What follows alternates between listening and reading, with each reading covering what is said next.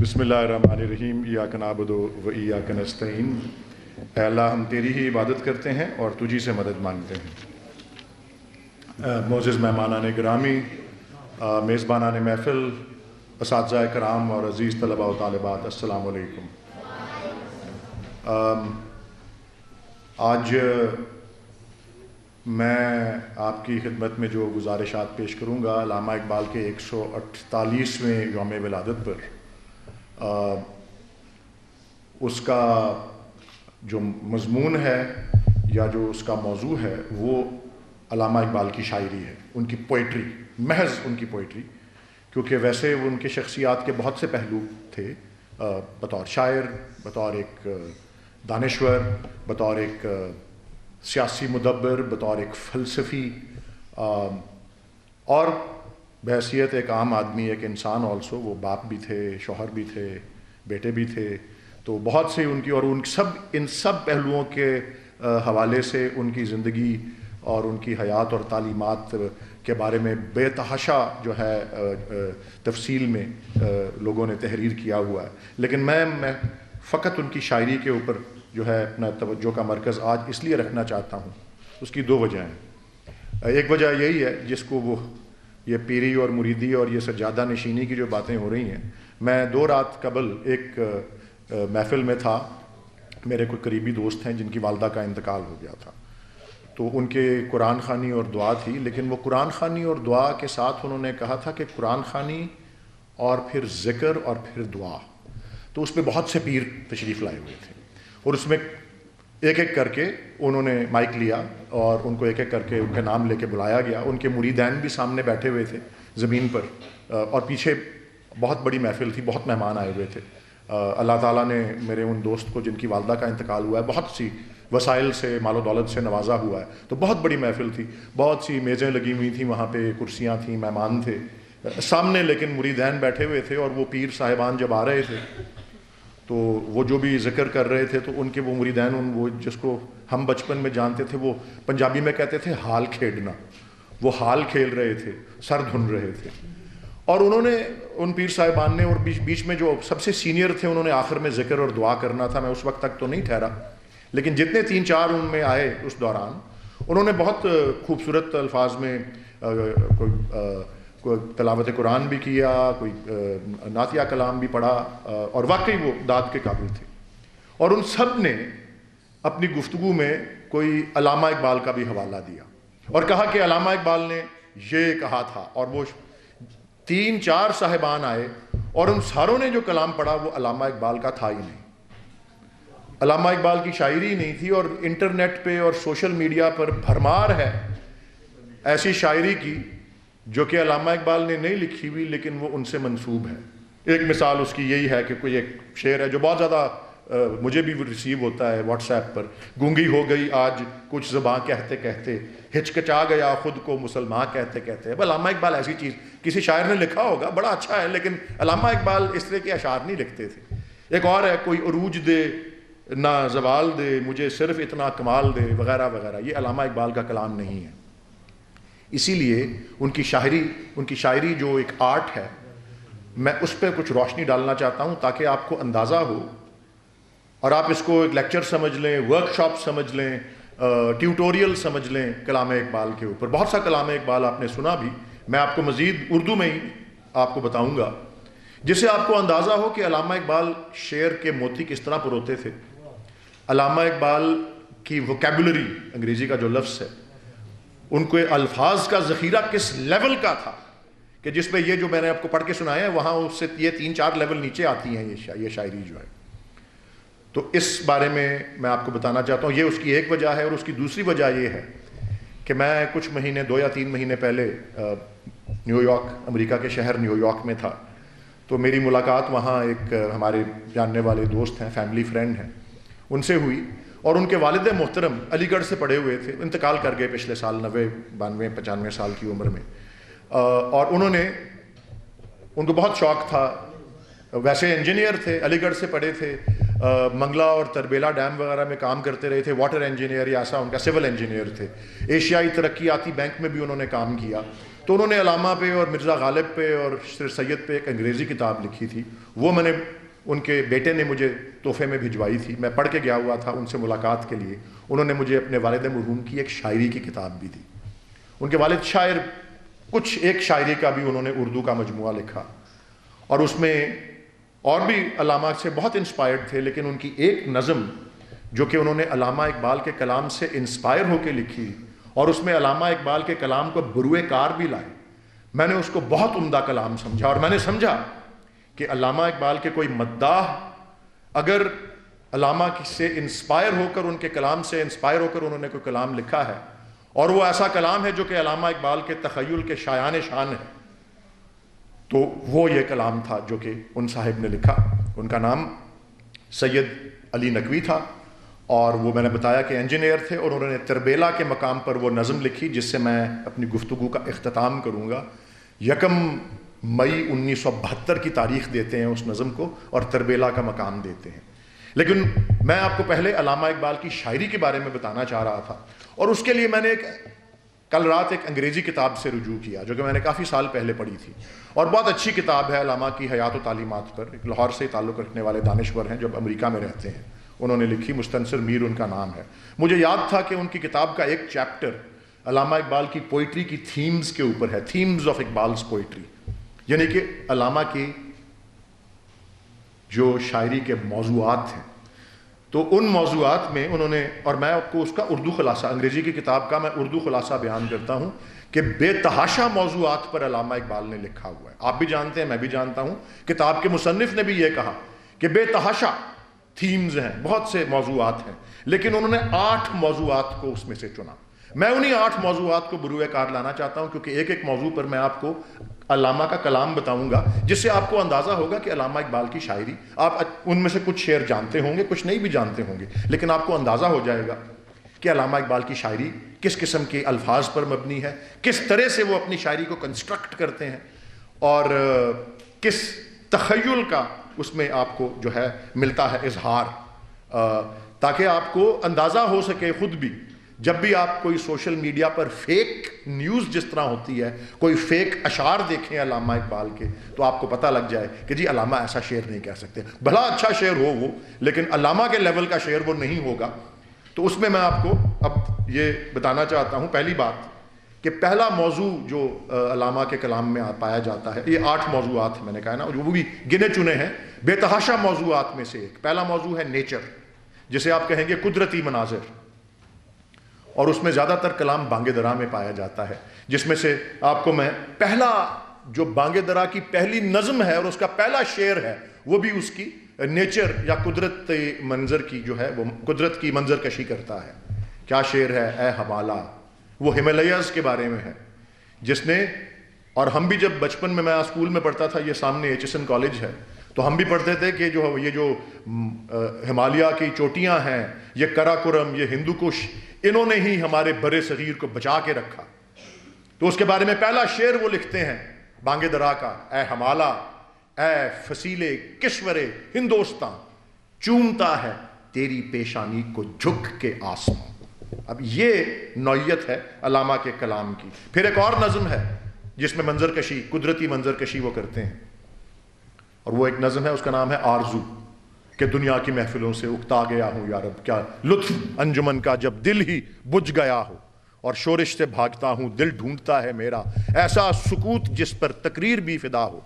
تو وہاں اس نظم میں وہ لکھتے ہیں کہ لذت سرود کی ہو چڑیوں کے چہچہوں میں، چشمے کی شورشوں میں باجا سا بج رہا ہو، اور ہو ہاتھ کا سرہانہ سبزے کا ہو بچھونا۔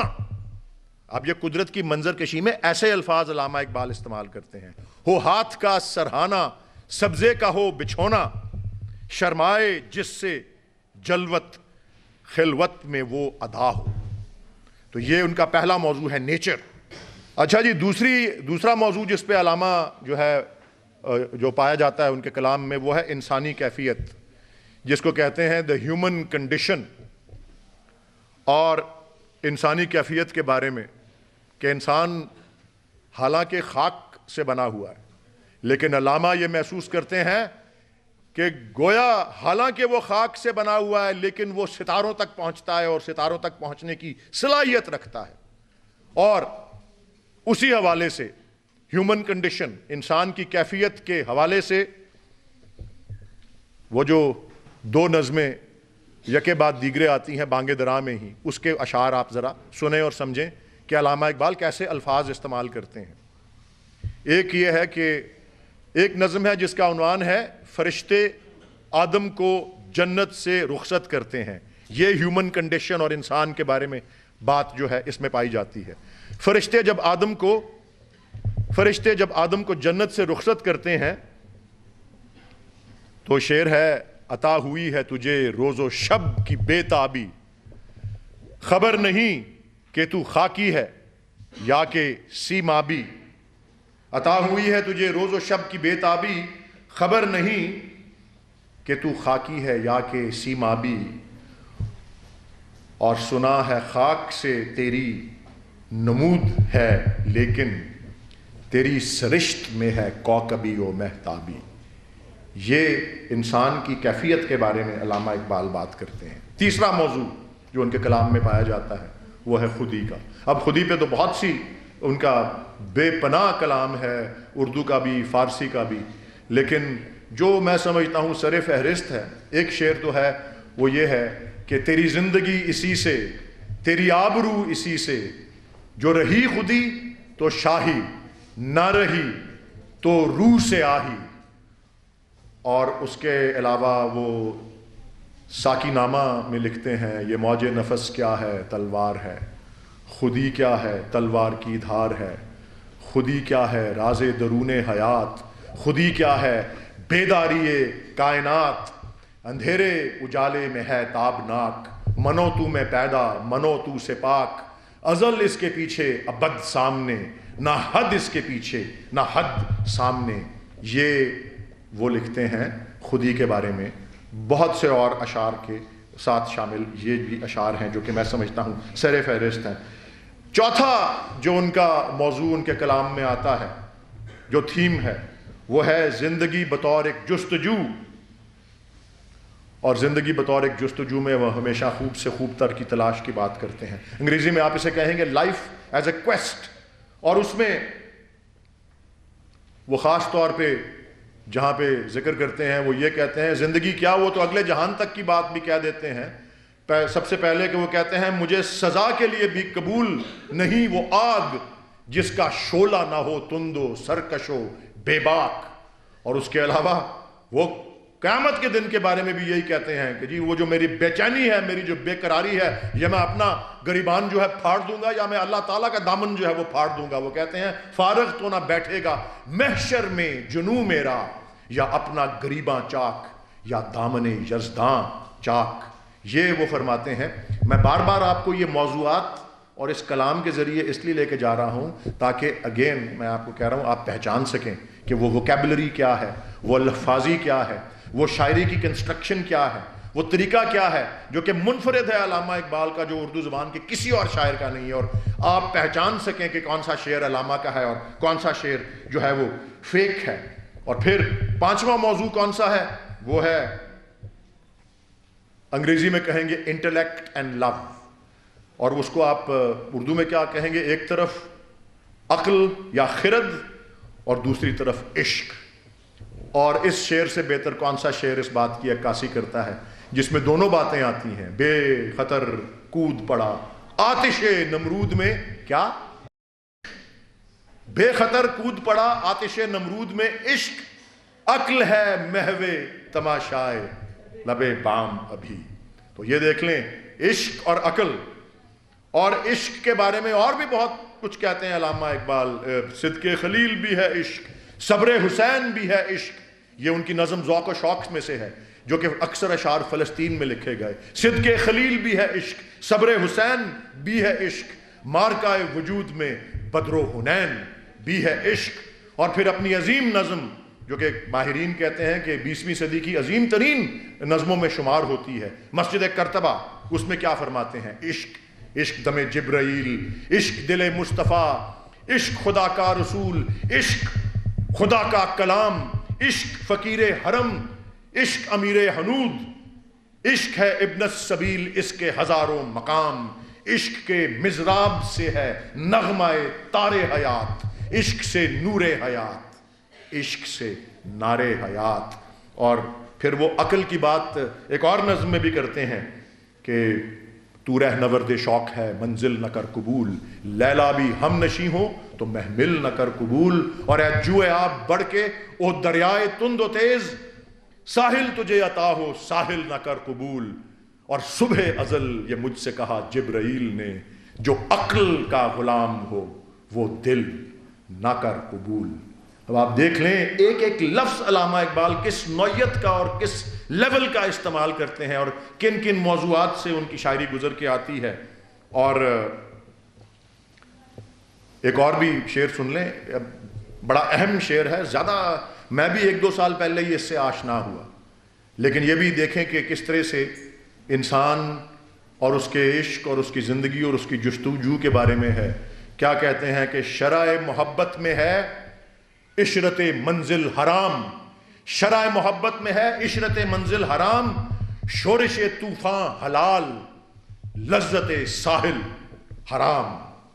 اور پھر چھٹا موضوع جو ان کی شاعری میں پایا جاتا ہے وہ ہے دین اسلام، دین اسلام جو کہ ایک مثالی نظام اس کو کہتے ہیں، وہ دین اسلام جو کہ ایک مذہب بھی ہے اور ایک تہذیب بھی ہے، وہ دین اسلام جو کہ ایک انسانی، ایک روحانی اور ایک مساوی عقیدہ ہے۔ ملاحظہ کیجئے جواب شکوہ میں یا شکوہ میں کیا لکھتے ہیں، آ گیا این لڑائی میں اگر وقت نماز، قبلہ رو ہو کے زمیں بوس ہوئی قوم حجاز، ایک ہی صف میں کھڑے ہو گئے محمود و ایاز، نہ کوئی بندہ رہا اور نہ کوئی بندہ نواز، بندہ ہو صاحب و محتاج و غنی ایک ہوئے، تیری سرکار میں پہنچے تو سبھی ایک ہوئے۔ یہ وہ انسانی روحانی مساوی دین جو تہذیب بھی ہے اور مذہب بھی ہے جس کے بارے میں علامہ اقبال لکھتے ہیں۔ یہ چھٹا موضوع۔ 7واں موضوع جس کے بارے میں بات بھی ہو چکی، وہ نبی کریم صلی اللہ علیہ وسلم اور قرآن، وہ دانائے سبل، ختم الرسل، مولا کل، جس نے غبار راہ کو بخشا فروغ وادی سینہ، نگاہ عشق و مستی میں۔ اب دیکھ لیں نبی کریم صلی اللہ علیہ وسلم کے بارے میں یہ اشعار ہیں، اور اسی میں قرآن مجید، یہ 2 انسپریشنز علامہ اقبال کی، قرآن مجید اور نبی کریم صلی اللہ علیہ وسلم کی ذات کاملہ، جو کہ 4 سال کی عمر سے ان کے وہ محبت اور وہ عقیدت ان کے دل میں پیدا ہوئی جب وہ ایک مدرسے میں تعلیم حاصل کرنے گئے، اور ان کی وفات ان کے آخری سانس تک 61 سال کی عمر جو ہوا ان کی وفات، اس وقت تک وہ محبت اور عقیدت ان کے ساتھ رہی۔ وہ دانائے سبل، ختم الرسل، مولا کل، جس نے غبار راہ کو بخشا فروغ وادی سینہ، نگاہ عشق و مستی میں۔ دیکھیں قرآن کا ذکر بھی اس طرح ہے، نگاہ عشق و مستی میں، وہی اول، وہی آخر، وہی قرآن، وہی فرقان، وہی یاسین، وہی طٰہٰ۔ اور پھر وہ فارسی اشعار کا جو ذکر آتا ہے، میں اس کا اردو خلاصہ آپ کو بتا دیتا ہوں کہ وہی دونوں انسپریشنز کا ذکر اپنا وہ کر رہے ہیں۔ اگر نبی کریم صلی اللہ علیہ وسلم سے مخاطب ہیں تو موضوع کس بات کا ہے؟ موضوع کیا ہے؟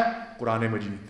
نبی کریم سے مخاطب ہو کے کہہ رہے ہیں کہ اگر میرے دل میں قرآن کے علاوہ ایک لفظ اور بھی ہے، ایک لفظ اور بھی ہے میرے دل میں، یعنی کہ میرے کلام میں اگر قرآن کے علاوہ ایک لفظ اور بھی ہے، تو قیامت کے دن آپ صلی اللہ علیہ وسلم مجھے خار و رسوا کر دیجئے گا۔ قیامت کے دن آپ اس کانٹے کو نکال کر گلستان سے باہر پھینک دیجئے گا۔ آپ قیامت کے دن میرے ناموس کے پردے کو چاک کر دیجئے گا۔ یہ شاعر وائر، اگر میرے دل میں قرآن کے علاوہ ایک لفظ اور بھی ہے، اور اگر میرے دل میں قرآن کے علاوہ ایک لفظ اور بھی ہے، تو نبی کریم صلی اللہ علیہ وسلم آپ قیامت کے دن مجھے اپنے قدموں کے بوسے سے کی سعادت سے محروم فرمائیے گا۔ تو یہ نبی کریم صلی اللہ علیہ وسلم اور قرآن 7واں جو موضوع ان کی شاعری میں پایا جاتا ہے۔ اور 8واں اور آخری وہ ہے ایسٹ اینڈ ویسٹ، مشرق و مغرب۔ آپ نے دیکھ لیا 7 موضوع گزر گئے، 8واں آ گیا۔ میں نے ہر موضوع پہ کوئی نہ کوئی کلام ان کا پڑھ کے آپ کو سنایا ہے۔ ایک بار پھر کیوں؟ تاکہ آپ کو اندازہ ہو سکے کہ علامہ کا کلام کس لیول کا ہے، اور اگر کوئی کلام ان کے نام سے منسوب ہے تو آپ اس کو جج کر سکیں کہ کہ وہ واقعی علامہ کا کلام ہے، اس معیار پر پورا اترتا ہے، اس لیول کا ہے، اس لفاظی پر مبنی ہے، اس تخیل پر مبنی ہے یا نہیں ہے. تو وہ آخری ایسٹ اینڈ ویسٹ، مشرق و مغرب میں وہ کہتے ہیں اپنی ملت پر قیاس اقوام مغرب سے نہ کر، خاص ہے ترکیب میں قوم رسول ہاشمی. اور ایک اور شعر میں وہ کہتے ہیں خیرہ نہ کر سکا مجھے جلوائے دانش فرنگ، سرما ہے میری آنکھ کا خاک مدینہ و نجف. اس طرح سے وہ مشرق اور مغرب کے بارے میں جو ہے وہ بات کرتے ہیں. تو یہ ان 8 موضوعات کی بنیاد پر مجھے امید ہے کہ یہ لیکچر، یہ گفتگو، یہ ورکشاپ، یہ ٹیوٹوریل، اس سے آپ کو اندازہ ہو گیا کہ علامہ کا رینج کیا ہے، اور وہ اس رینج کا چھوٹا سا حصہ یہ آپ نے آج دیکھا ہے، اور اس رینج کے اندر ان کا کلام اور ان کی لفاظی اور ان کا تخیل جو ہے وہ کس نوعیت کا ہے. تو میں نے آپ کو کہا تھا کہ میں آخر میں آپ کو وہ نظم سناؤں گا جو کہ علامہ اقبال کے کلام سے انسپائر ہو کر ایک نظم لکھی ہے. ایک مرحوم انجینئر نے جو کہ علی گڑھ سے تعلیم یافتہ تھے، ان کا نام میں نے عرض کیا سید علی نقوی تھا. اور میں ان کے فرزند سے جب نیو یارک کے شہر میں ملا تو میں نے جیسے ہی انہوں نے وہ نظم، میں نے وہاں بیٹھے بیٹھے انہوں نے کتاب دی تو وہ نظم بتائی، اور مجھے اس وقت پتہ لگا اس نظم کا عنوان ہے خمسہ بر نظم اقبال. مجھے اندازہ ہوا خمسہ کیا ہوتا ہے. خمسہ یہ ہے کہ 3 مصرے شاعر کے ہیں اور آگے 2 مصرے، یعنی 3 جمع 2 5، وہ ہوتا ہے خمسہ. 5 از خمسہ. تو 3 مصرے شاعر کے اور پھر 2 مصرے علامہ اقبال کے، جس سے وہ انسپائر ہوئے ہیں کہ وہ خمسہ بر نظم اقبال ہے. اور میں نے کہا کہ میں نے اس لیے وہ پڑھوں گا کیونکہ وہ نظم کسی اور شاعر کی ہے لیکن وہ انسپریشن علامہ کی ہے، اور ایسی نظم ہے، اس کی لفاظی، ان کا انداز بیان شایان شان ہے علامہ اقبال کے کلام کی اور علامہ اقبال کا جو تخیل ہے اس کے. تو مشہور نظم ہے علامہ اقبال کی جس کا عنوان ہے فرمان خدا فرشتوں سے. اور اب آپ دیکھیے گا 3 مصرے شاعر کے ہوں گے اور 2 مصرے علامہ اقبال کے ہوں گے. طوفان ہر ایک قلب فسردہ میں اٹھا دو، سیلاب ہر ایک اشک چکیدہ کو بنا دو، ہلچل دل خوابیدہ انسان میں مچا دو، اٹھو میری دنیا کے غریبوں کو جگا دو، کاخ عمرہ کے در و دیوار ہلا دو.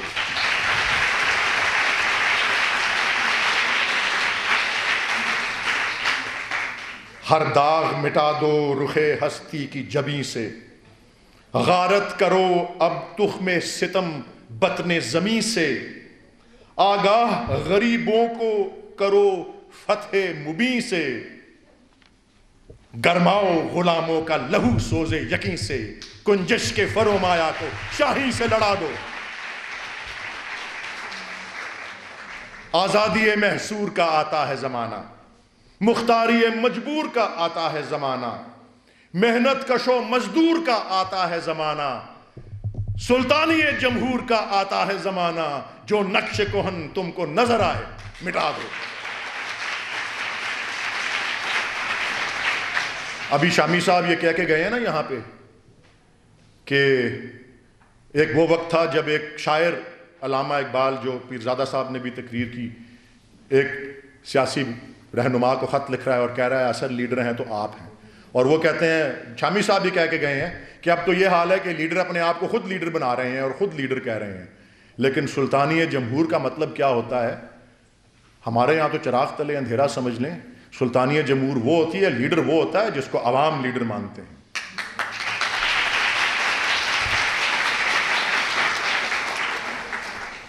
اور ہمارے یہاں تو ابھی مجھے اندازہ نہیں کہ کتنی اور جستجو اور جد و جہد درکار ہوگی، لیکن ہم مثالیں دنیا کے 2 بڑے شہروں سے ہی لے لیں، اور 2 بڑے اور تاریخی شہر جن میں سے ایک کا میں نے ذکر کیا ہے.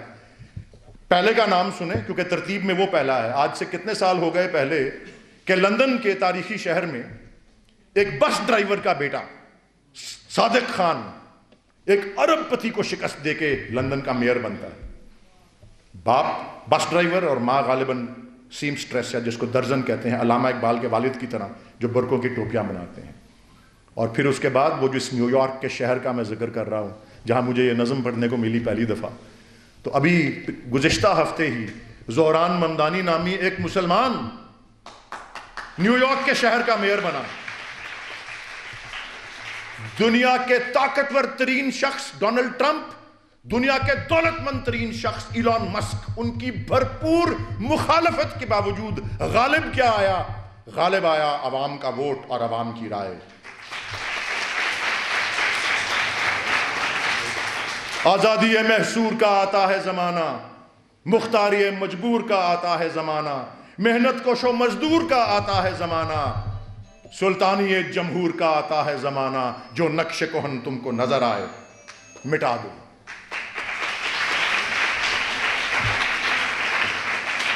محنت کشے ناداں کو میسر نہیں روزی، نادار و پریشاں کو میسر نہیں روزی. ہے ظلم کہ انسان کو میسر نہیں روزی، جس کھیت سے دہقاں کو میسر نہیں روزی، اس کھیت کے ہر خوشہ گندم کو جلا دو.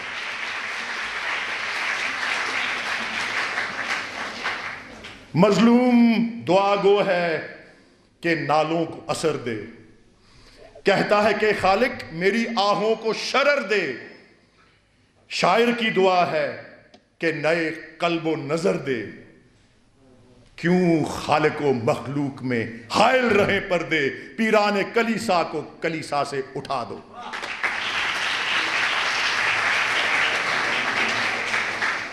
کیوں غربت و افلاس ابلتے ہیں ملوں سے، کیوں بھوک اگا کرتی ہے کھیتوں کی گلوں سے. کیوں ہر گھڑی فریاد نکلتی ہے دلوں سے. میں ناخوش و بیزار ہوں مرمر کی سلوں سے، میرے لیے مٹی کا حرم اور بنا دو.